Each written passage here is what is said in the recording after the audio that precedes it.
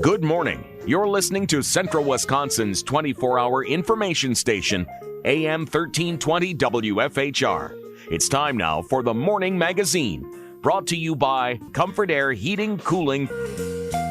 Welcome, everyone, to Morning Magazine for this December 15th, 2021. You have your host, James J. Malouf here. It is 10:07 on the clock, and at 10:30, we're going to welcome in our friends from Lakeland University, Amy and Jamie. Right now, we have with us Mayor of Wisconsin Rapids, Shane Blaser, along with our friends Kev and the gang from Wisconsin Rapids Community Media. A good morning to them, and a good morning to you, sir. Good morning, James. How you doing today? I'm well, and yourself? Doing good.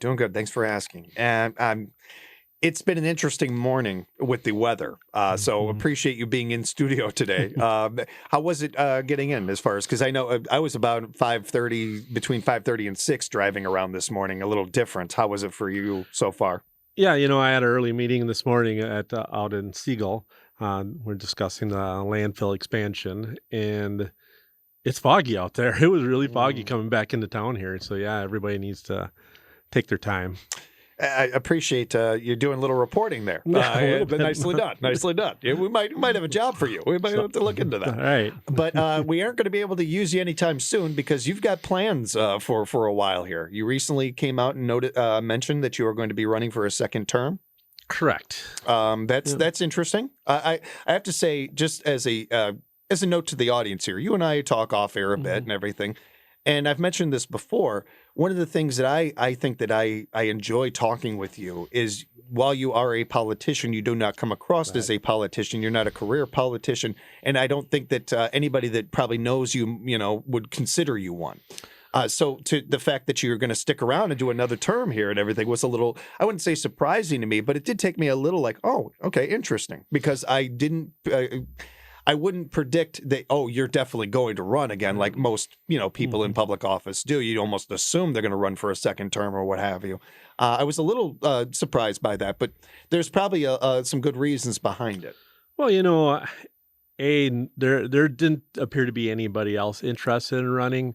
And I think it's important that we elect our leaders. A former council person that's been long retired felt the same way, is that, I think our leaderships, whether it's opposed or unopposed, I think it's important to elect those people or at least have your name on a ballot and go through that process. And so we got to a point where I didn't see anybody else really interested. Nobody had contacted me. And so at that point, I decided it's probably something to do. I needed to run again because of the vacancy. And then, the first 2 years have been extremely challenging, with everything going on with COVID and the mill and, personnel issues. We lost, and we've never really talked about it on air, and it wasn't really highlighted around Central Wisconsin, but our superintendent at our wastewater treatment plant passed away in a hunting accident. And so, that vacancy is there needing to be filled, and, just there's still quite a bit to do, I believe. And yeah, and everyone says 2 years isn't enough. And sometimes I'll argue that 2 years is plenty, but, here we are. Those people that are saying that didn't experience 2 years of a pandemic, like that's a little different. There's 2 years, I can see that, but 2 years pandemic wise is like in dog years. It double that. And I was talking to a group of people. I'm not looking for a career in politics, and I have no ambitions or desire to do. I've been asked, well, what do you want to run for next? I said, absolutely nothing. And, I'm fine right here. And, I hope, I believe in, I guess I believe in term limits in the sense that, a change in our leadership is good. And, I hope somebody shows interest down the road here and want to take their turn in the community. And, it's interesting. This comes up from time to time with different organizations. We've talked about this with our friends at the Historic Point Boss, that, Father Time is undefeated. They're the guys over there, they're the best, but they're getting older. And we want younger people to take over these jobs so that we can continue them and, continue sharing history like they do at the Historic Point Boss. It's no different than politics. And my big question coming out of reading that article about you, and first up, thank you for doing that and looking, forward to the campaign and all those things that entails. But the part of it that took me by surprise was that nobody else was even in the running for this, that nobody had mentioned that, oh, I'm thinking about doing this or what have you, or even just like, loosely or word of mouth or anything. Getting the idea and the impression that nobody was even throwing their hat in the ring or even thinking about taking their hat off and putting it in said ring. To me, that's a little different. That's a little, I wouldn't say alarming, but it's a little like, it's certainly troubling. It's certainly something that I feel like we should notice, because the idea of nobody, we immediately think of younger people. But I mean, obviously, it doesn't, there's no necessarily age requirement other than being, an adult to run for mayor. So the option is up there for literally anybody in the community, and nobody other than yourself is putting their name into this. Why do you think that is, from your perspective? Where do you think that stems from? Because that definitely, again, I don't want to make it out to be a bigger problem than it is, but it's certainly like, if you decided not to run, we're in a situation there where, hey, who's going to take on? We're playing hot potato with the mayor position. You take it. No, you take it. It's interesting. Yeah, I think some of it obviously is a political atmosphere right now. People just, you stick your neck out and you open yourself to criticism, and you got to be able to be okay with that. And then, with our lives, we're divided into so many different activities. And, even a greater concern is, I believe the whole county board is up for election this year. So, that's a lot of seats that need to be, hopefully filled. But we've seen in the past where several of them have remained open, and then they've had to go through a process to fill those. We've had that happen at city council, and it's, there is some commitment there, even for a city council seat. And, where unfortunately or fortunately for me, as I'm probably at the end of my career. And so it's easy for me to, maybe run for an office for a term or two and, go off and do something else. But when you're young, you're kind of putting yourself in a position where this is, it's a job, I guess, as you, lack of a better word, that, you're going to do this for a couple of years. And then what are you going to do? Because, Rapids historically does not hire or elect lifetime mayors. And you can come up to third floor and you can see all the previous mayors from the very first mayor. And we've, there's 3-4 terms is about all you're going to see. And it's time for a change. But that change I think, is a good thing. I think that there's a couple of issues when it comes to this, and why we're not seeing more people being interested in this or in other public positions. One of them is, I think a lot of people have been jaded by politics, as you touched on. Certainly, you come out and say, I think oxygen is good. You're going to get some emails of people telling you, I read this report. I got this post from this friend of mine on Facebook that says oxygen causes cancer or something, something like that. You're going to get feedback. So you're right about that. There's almost nothing you can come out and say and not get some kind of negative feedback on. But we've also got generation after generation of people that have seen the same old stories of, politician goes into office saying all the right things, gets in office and does, the exact opposite or what have you.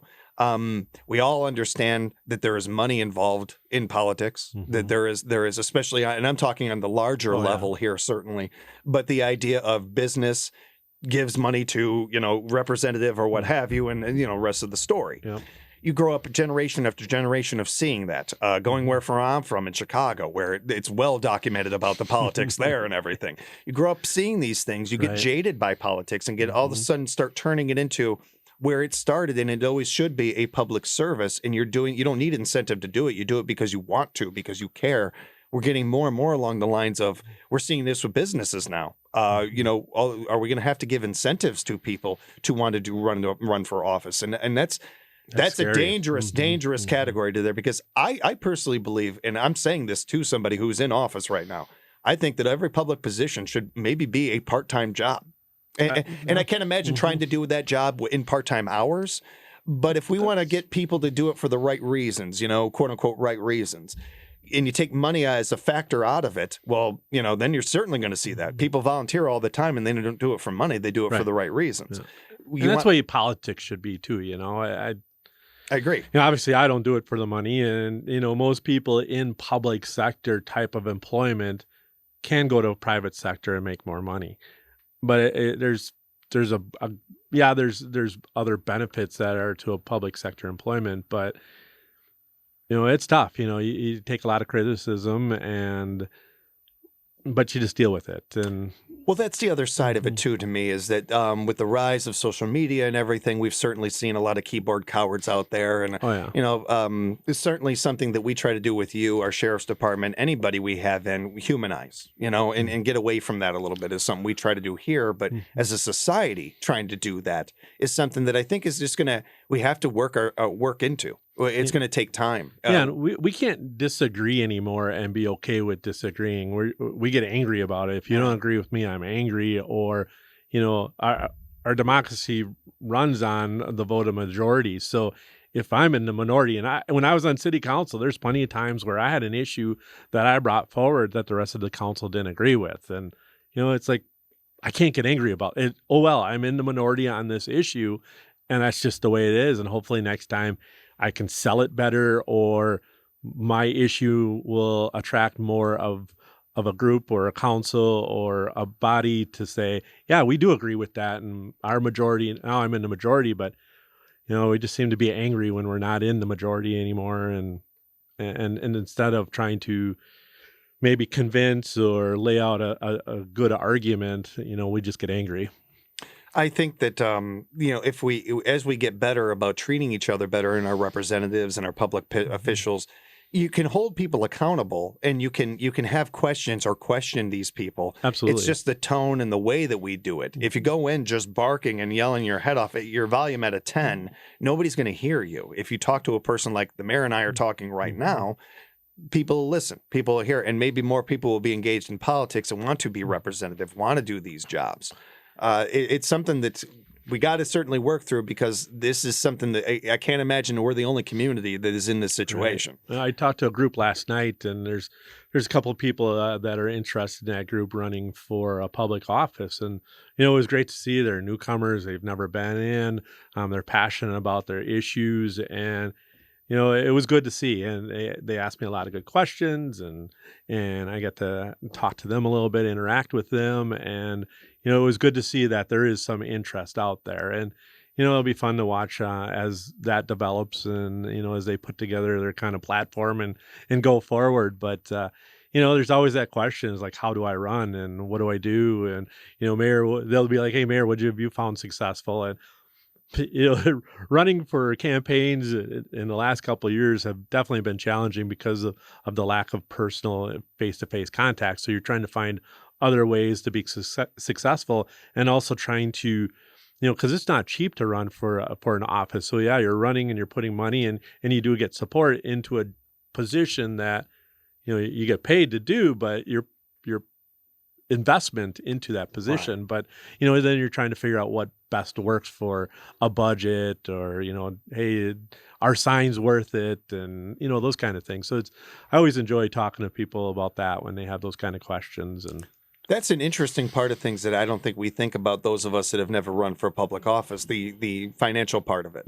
That's interesting to hear, especially on a local level, where we normally think of that on the national level. And, well, they got this many campaign dollars or whatever, a lot different on the more local you get.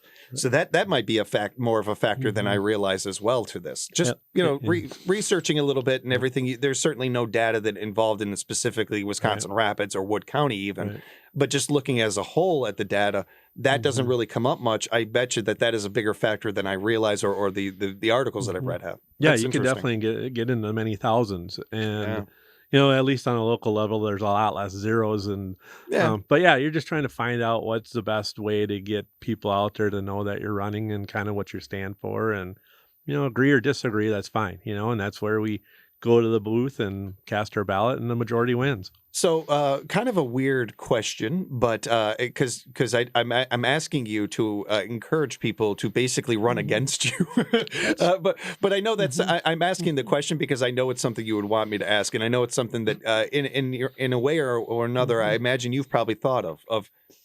What can we tell people out there to encourage them to be not so much, maybe you don't want to run for mayor, but maybe run to be a board member, and it's not just in our area, but those of our listeners in other areas. What are some of the things that that maybe don't come across to us looking from the outside looking in, but you doing the work you've experienced and you look at as a highlight of doing that work? I think you need to look at whether it be getting on a committee or a board or running for a seat in council or county board. I think you need to at least be open that, I've seen it before where people are single issued. We're very passionate about one single issue.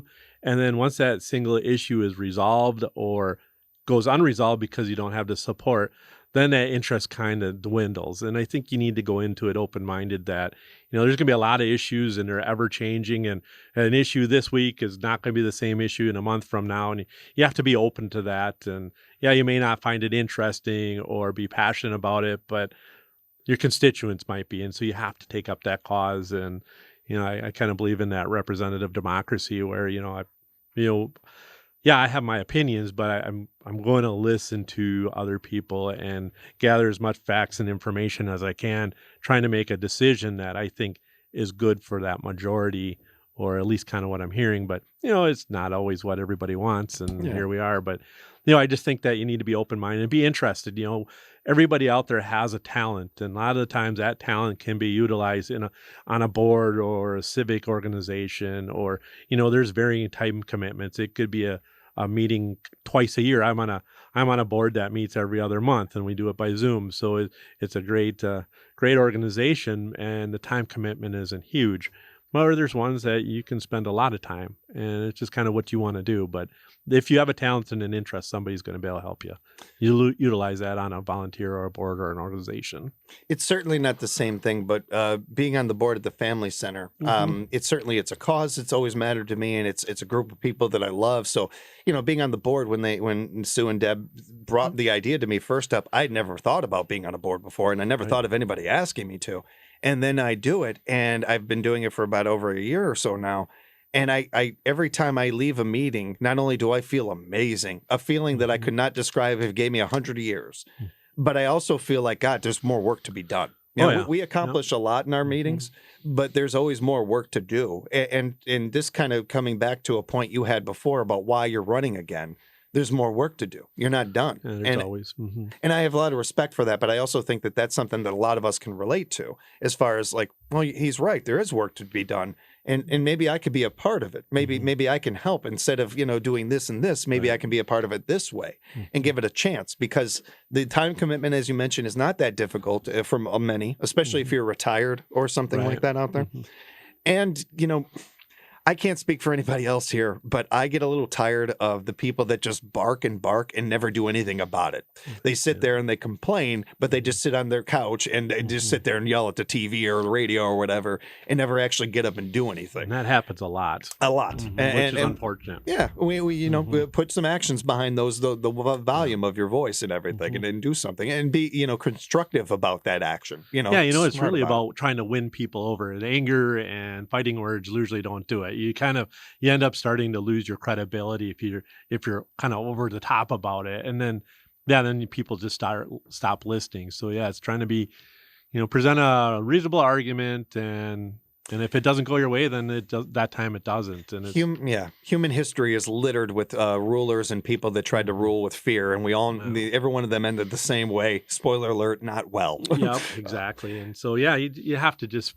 I don't know. It's tough. I'll freely admit it. It's not easy. And, there's days you just kind of get up and you go, oh boy, what did I get myself into, And, I've been on the phone, while on my way here. And then when I got here is, we've got weather coming tonight. So it's like, okay, we need to plan for that, talking with Water and Light, and, we're doing some Facebook posts, should you lose power, who should you call, what's going on, just because, we haven't seen, and I hate knock on wood, we haven't seen a lot of high winds recently, but, it seems like when we get these high wind events, we lose power and trees are down, and, so we need to think about that. And then cold weather doesn't help.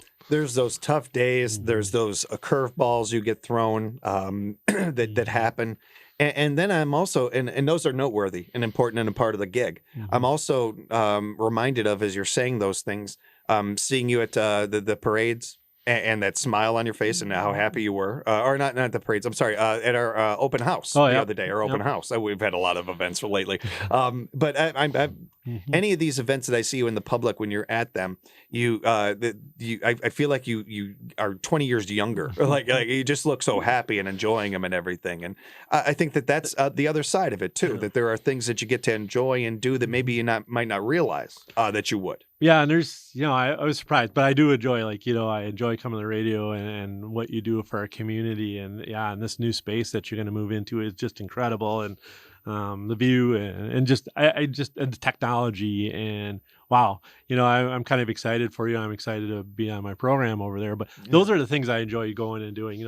There's things there's causes in the community that people want me to be a part of, and they're angry that I'm not, but I have to find balance in my day and my life. And I just can't, there's causes that I've been a part of my entire life that, I'm not putting those to a side. And I don't want to offend people because, they want the mayor there. Well, but the mayor may not be interested in that cause. And my question is, how many mayors are currently part of it now, or after the Dunby mayor? And so is it for show? Is it, I'm not going to do that. I'm just not going to invest some time in an organization for show because I'm going to invest that time in something else. You just cannot cover every aspect because you're getting pulled in so many different directions. You literally don't have the time. There's not enough time in the day. So you have to pick what some of those causes that you're passionate about, as groups and organizations and continue to stay passionate about it. But there's just some things that it's just not going to happen, unfortunately. Did want to wrap up by mentioning that if people are interested in running or any really political positions or anything, elections.wi.gov, that'll have all the information for you, or go to your local city clerk and find out what paperwork you need to fill out. Yep, and we're always taking application for boards, commissions, and things on our website, and we've got a library board appointment to make coming up here, so there's openings if you have an interest. And encourage people to do that. Encourage people to look into that. And you can also find out more about the city and what's going on, wirapids.org. In the last minute or two here, is there anything that you wanted to touch on real quick? I didn't mean for that conversation to stretch as long as it did, but it was a fun conversation. Yeah, I'm surprised I looked at my watch. Yeah, me too. Yeah. I was alluded to before, tonight, we have potential wind and weather coming, and I think we need to be diligent and, be ready. Yeah. Be ready and be cognizant that, there could be some high winds and some weather. Yeah, especially if you don't have to be out today or tonight, I should say. Maybe stay in. Yeah, not a bad night for it. Yep, and then check the normal Facebook pages for information. Yeah.